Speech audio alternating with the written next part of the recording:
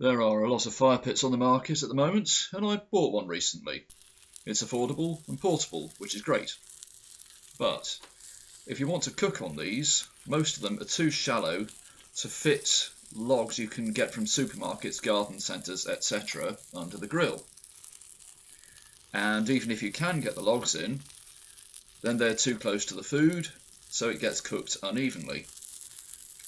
My answer to this is simply to make 3 thin wooden stakes, drill holes near the top, and twist a piece cut from a wire coat hanger into it to make a hook.